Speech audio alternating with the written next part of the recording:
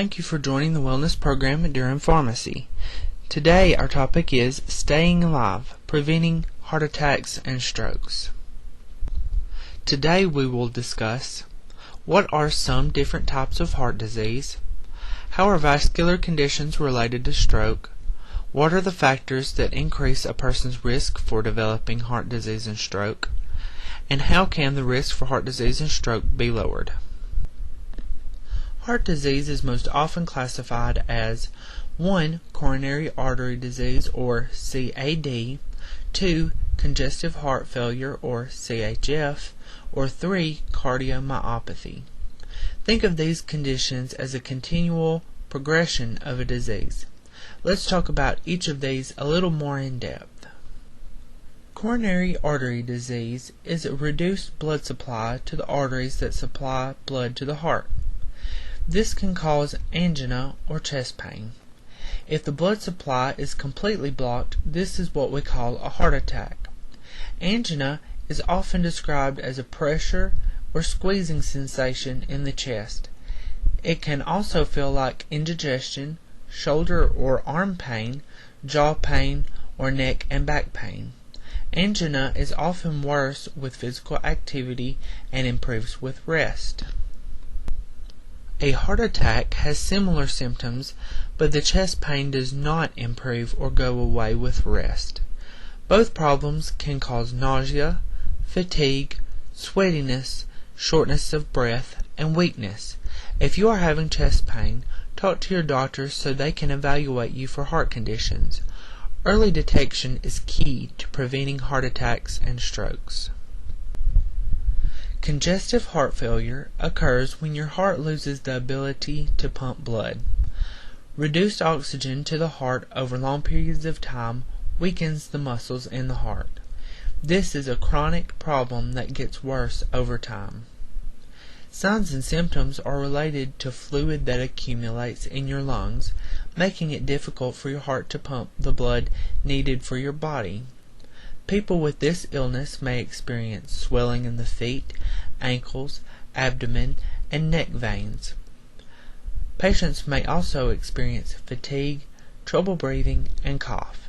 If you are having these symptoms, let your doctor know so he or she can determine if the symptoms are related to CHF. Cardiomyopathy is chronic heart muscle damage, similar to that of CHF, but it is more severe. The causes, signs, and symptoms of cardiomyopathy are the same as those of CHF2. It is important to take control of your heart risk early to avoid or delay progression to this stage. A stroke occurs when the blood supply to the brain is interrupted. The medical term for a stroke is cerebrovascular accident, or CVA. When mild symptoms of a stroke are present, this is called a transient ischemic attack, or TIA. You may have heard a TIA referred to as a mini-stroke. There are two main ways that a stroke may occur. The most common cause is an ischemic stroke, which means that there is a blockage in one of the vessels that supplies blood to the brain. The other main cause is hemorrhagic stroke, which means a blood vessel in the brain has ruptured and blood cannot be adequately delivered to areas past the leak in the blood vessel. What are the vascular disease risk factors? There are only a few factors that you are stuck with. There's nothing you can do to change them, but being aware of the role they play in developing vascular disease is important. The risk factors you cannot change are age, gender, family history, and preeclampsia. Let's discuss each of these individually. The risk for vascular disease increases with age in everyone. In general, the age is younger for men than women. For diabetics, it is even lower. You have this one from the very beginning. Men have a higher risk for heart disease than women. Sorry, but that's just the way it is. It is important to know your family's history of heart disease.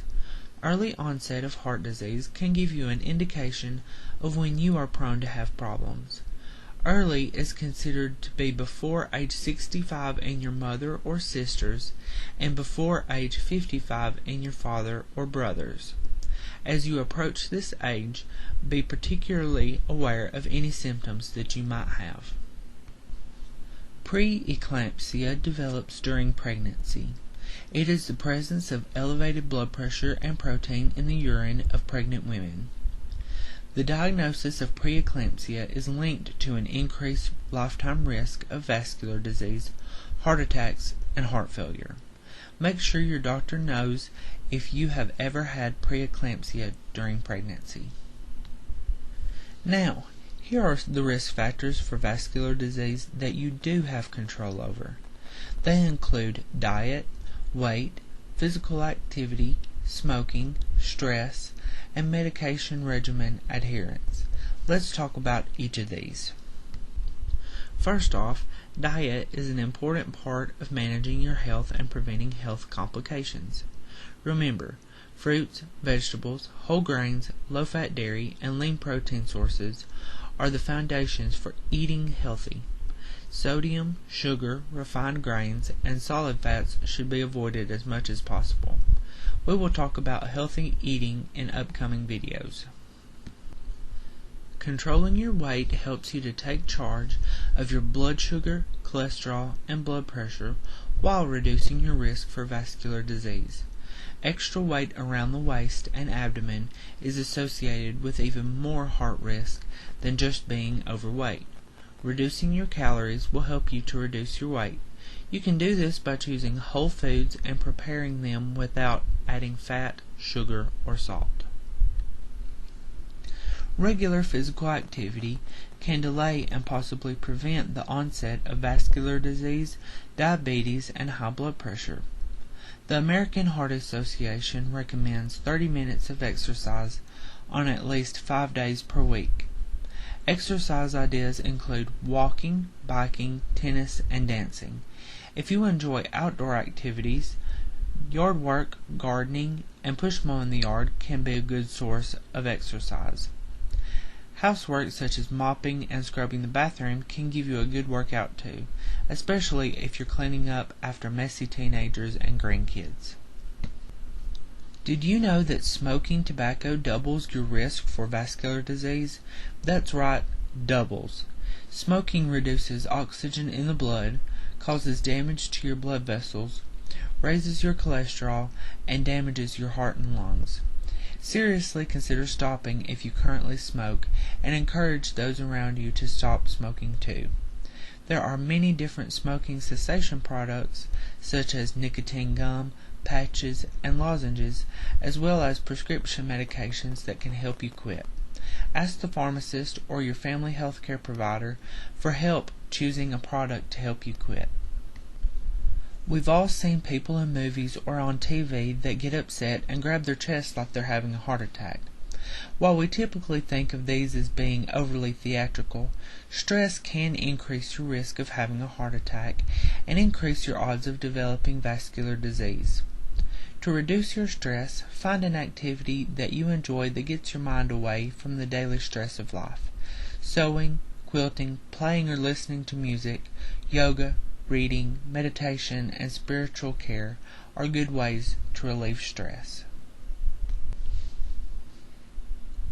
If you have a medication that you are supposed to take every day, you've likely asked yourself, did I take my pill this morning? Sometimes we just forget to take our medications. Other times, factors such as cost of the medication might make it difficult to afford. Some medications have side effects that are undesirable, or the directions of the medication are confusing and difficult to understand. If you are experiencing any problems with your medication regimen, ask the pharmacist for help. Some medications can be changed to a similar drug that has less side effects or has more simple directions. If cost is an issue, the pharmacist may be able to recommend a generic alternative or can find a coupon to help with the copay. Remember, medications are only effective if we take them as they are prescribed. Next week's video is Shake the Salt.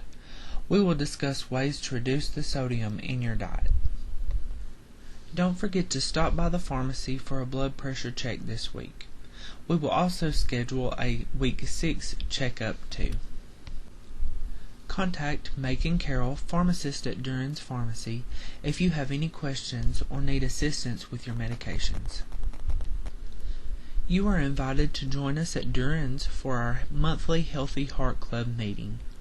Bring a friend and join us as we learn about heart health. We meet the second Tuesday of every month at 7 p.m. at the pharmacy. Thank you and have a wonderful week. Stayin' alive.